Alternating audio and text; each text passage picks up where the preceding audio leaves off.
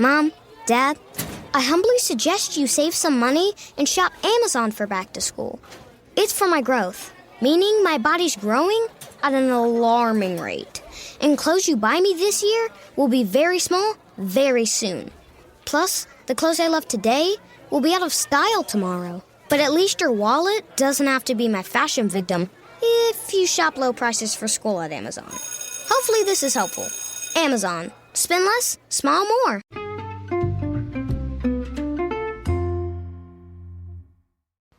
Hi everyone, and welcome to the Dr. Psych Mom Show. Today I am going to talk about how not to give a shit what people think about you by subscriber request.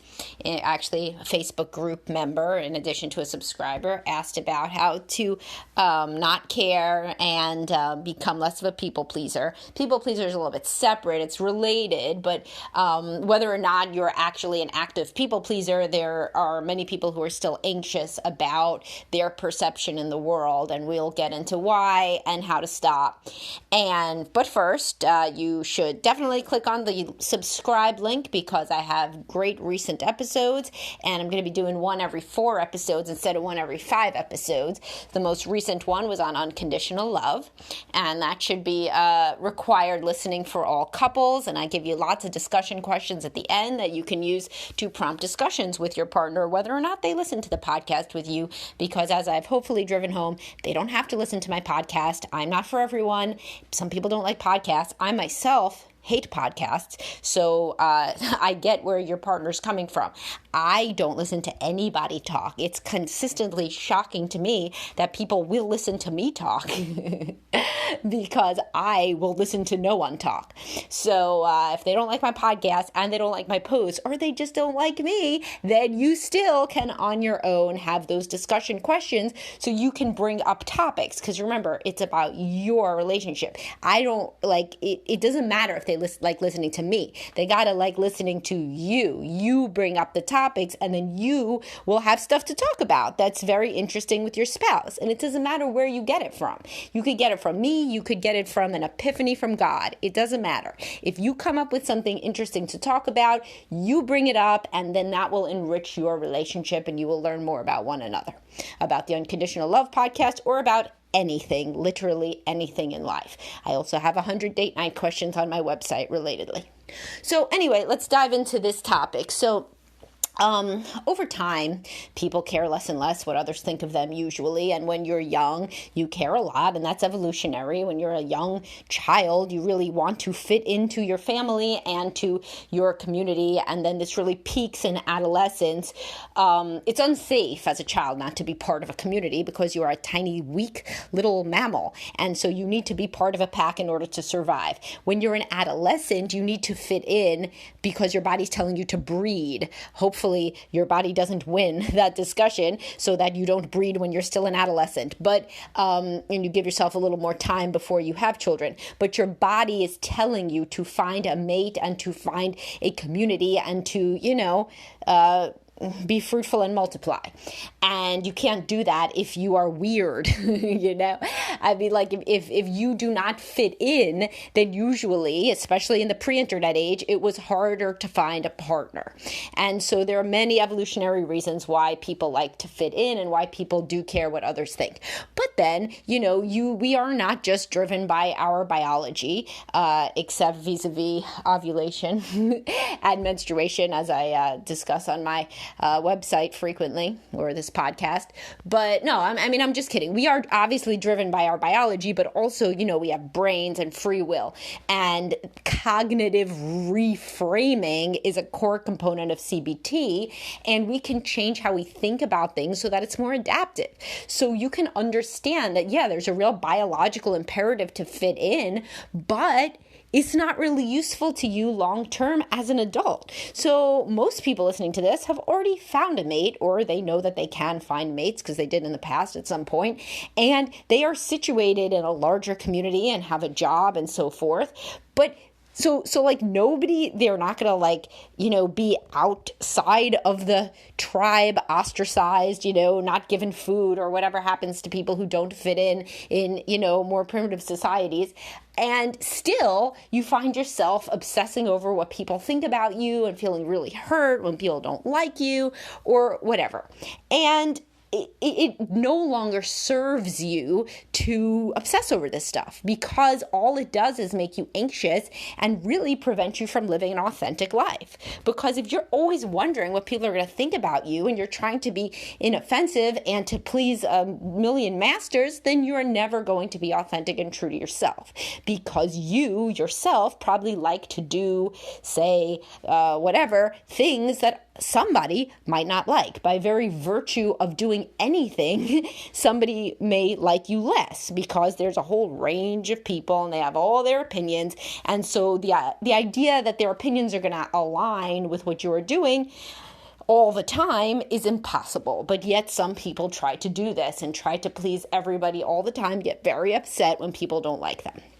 Now, how can you better understand this? There's not just the evolutionary imperative to fit in. There's also how we're trained in our family of origin. So there's that whole background of, mammals are pack animals and like to fit in with each other. But within your particular family of origin, you could have varied, within the normal distribution of how much this mattered to your parents. So were they very image conscious? Was everything about fitting in and keeping up with the Joneses and acting a certain way and looking a certain way and not embarrassing them, etc., etc.? Because if it was, then you are even more fucked in this regard, because there's the whole human desire to fit in, and then above and beyond that was your specific family component, in as much as they amplified your pre-existing mammalian desire to fit in with the crowd.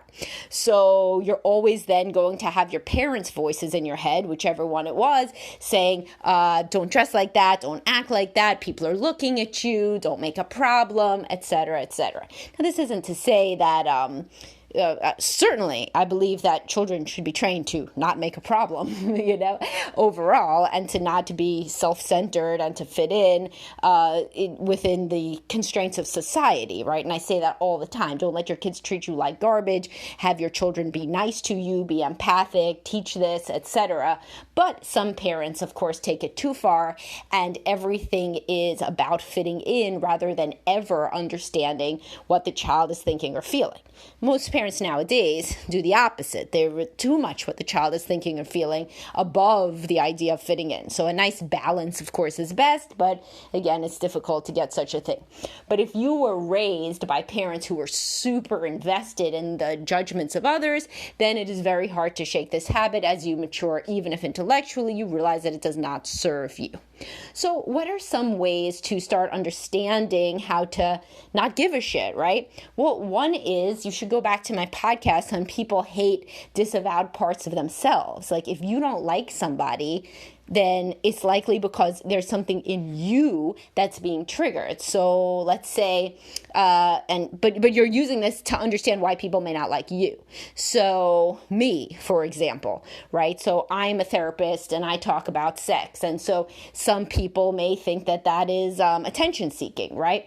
And so anybody who hates me because that would be like too attention seeking of an occupation, probably on some level wishes that they had a more exciting and attention seeking occupation. Otherwise, they wouldn't give a shit. Like it wouldn't trigger them at all. So if somebody were to judge me for, having a website or talking about sex or whatever, it's usually because on some level, they wish they could be that kind of a person. It's a disavowed part of themselves. Either they're sexually repressed or anxious, or they don't like putting themselves out there. And on some level, they wish that they could.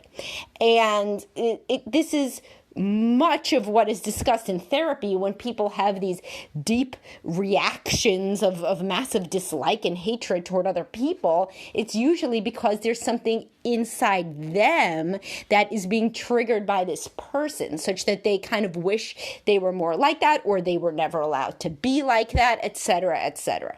And if you start to understand this, then you can understand that anybody that you trigger, anybody that doesn't like you, it's for their own reasons. It has nothing to do with that you are a bad, unlikable person. You are a Rorschach test. The Rorschach test is showing what bothers that other person about themselves. There is no reason that somebody would give two shits about you and what you are doing unless for some reason there is some innate thing in them that is being triggered. And nobody can understand this better than a therapist, because as I've tried to discuss, you've heard the term transference. I think I talked about this in some podcasts, but people tend to treat us, therapists, over time, the way that they treat everybody else in their life, with whom they have a relationship, because this is a relationship. When you're in a room with somebody week after week, you develop a relationship talking about deep emotions, I talk to many people on the deepest level that they talk to with anybody, including their spouses, including anybody ever. So it's hard not to have a relationship. You need to have a human relationship, and that's called the therapeutic alliance. And over time, there's transference. So if somebody decides that they hate me all of a sudden, unless I have flipped them off and, overcharged them and, not showed up to session, if I'm just kind of acting like how I usually act and they are triggered and they are upset and they're taking things personally, it's invariably because something that's happening in the room is reminding them of something that happened outside of the room, with either women as a whole, given that I'm a woman, or with an intimate partner, given that we're in a relationship, not an intimate relationship, but an emotionally intimate relationship, truly, or whatever, or people of my age, or mothers, or whatever the case may be. And so this is hammered home in my specific profession, that you don't take these things personally, that what is to be done is to explore why the person feels so triggered by you. Right? And so then it's real hard not to understand this. Not everybody has the benefit of being a therapist and having this be their major training and experience. But if you do, then you could count on me that I'm telling you the truth, that when people don't like you, it's usually something about them is being triggered by you. Unless, of course, you are a huge asshole. But the irony is, anybody who gives a shit what people think enough to be anxious about it and to ask about it and to be worried about it, they are usually the least asshole people in the world. They are usually the people that are trying so hard to be nice. So if you are this person that tries so hard to be nice and somebody still doesn't like you and has a problem with you, then I present you a mantra that you can repeat. It's very difficult clinically. It's very complex, so you probably were going to need to write it down. It's very complicated. Here it is. Fuck those people. Fuck those people, or fuck these people, or fuck that person, or however you need to amend this for your particular situation. You just need to say, fuck this person. I'm trying to be nice. This must be some of their own shit, and that's them, and I'm not going to let it bother me, because this is not about me. I didn't do anything.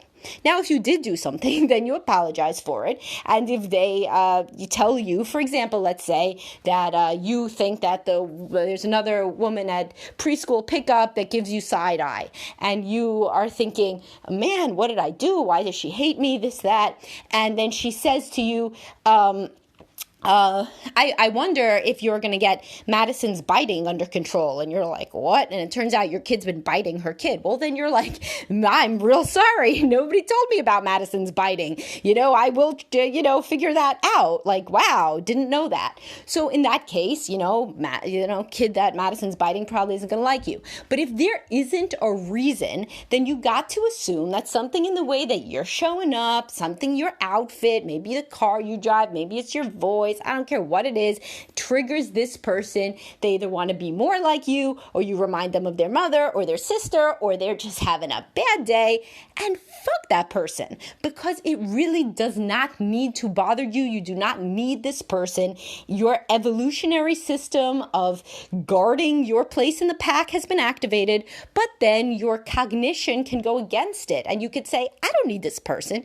This person doesn't pay my bills. This person's not my intimate partner. This is not not my child. Fuck this person. That doesn't mean to be mean to this person at all. It's just like, fuck this person's judgment. Who cares? I'll keep smiling at this person. Maybe they're really having a bad day. Maybe their life is very difficult. Who the hell knows? I always tell my kids, if somebody is being mean, imagine how mean they get treated at home. They must get treated terrible at home. If they're going to be mean at school, they must be so sad. They must not be living a good life. So you have compassion for these people. Of course, that doesn't mean you become their best friend, because that's putting yourself in harm's way. But it certainly means that from a distance you can empathize with this person and not take it personally. And of course, if this person were to, in fact, sometimes then my kids will say, oh yeah, that person actually does look unhappy. That person actually got into a fight with such and such other friend. So then I'll say, yeah, I mean, if anybody ever is in trouble or is getting bullied or something, then of course you tell me or tell somebody else. And sometimes these unhappy kids are the ones who later comes down through the grapevine that they do have trouble at home. That something is going on. A parent is sick, for example, or something like that. And that only needs to happen a couple of times before your kids look at you like you're Yoda. And they're like, wow, you're totally right. Anybody who's an asshole is just always struggling, which is a wonderful life lesson that many adults haven't learned yet.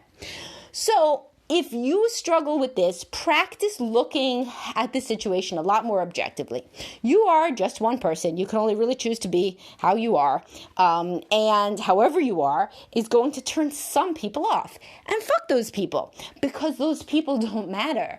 They're never going to be your best friend if they don't like you. Maybe they could get to know you and be your best friend, but probably not, and it doesn't really make a difference in your life. Now, if this is a family member, then we can try to do the gray rock technique, which I've discussed on my podcast, and you can certainly go to therapy, and we go to therapy for any of this. I mean, if you are very socially anxious and you are terrified and saying fuck these people makes you shake and quake in fear, go to therapy for that. But if you are being consistently rejected and judged by a close family member, or even worse, a spouse, then this is a different podcast, a different topic. What I'm talking about is when the average Joe on the street, or just a woman from preschool pickup, or a coworker, or a gym buddy, or whoever the hell, when those people get under your skin and you're just really hoping that they like you and you're wondering why they don't, or did I do something to offend this person? No, fuck those people. It doesn't matter. Your body is doing the right thing by making an anxiety response, because we are mammals, but you can use your brain to say, get thee back, anxiety response. I do not need you. You are no longer adaptive to me. I am living my life. I am pretty successful as a human being. It doesn't matter if that woman likes me or she doesn't like me. And if she doesn't like me, it's probably due to her own shit. If she were to ever come to me and say that I had done something to her, I would apologize. So thus, I really don't have to worry about it, because I'm not doing anything wrong. I'm fine. And that person may be an unhappy person. If they judge me, they're probably judging everybody else too. So this is something that you can think about and you could listen to as a pep talk, and you should practice in your daily life when you start to feel that, your heart is racing, your blood pressure is up because somebody gave you a sideways look or something. Practice saying, fuck that person. That person's probably unhappy. That person probably would be triggered by many people, certainly anybody that looked or acted like me, and that's their own thing. I can't make everybody like me. I have no need to do it. I'm fine, and I'm going to go about my day. All right, hopefully this was useful to you guys. And again, if you do struggle with real bad social anxiety, and this sort of thing is just the tip of the iceberg for you, then social anxiety can be very responsive to both medication, antidepressants, and which double as anti-anxiety medications, SSRIs, and or therapy, which uses exposure and response prevention and is like a much more in-depth version of saying fuck that person. But fuck that person is a very good summary. All right, talk to y'all soon. Bye-bye.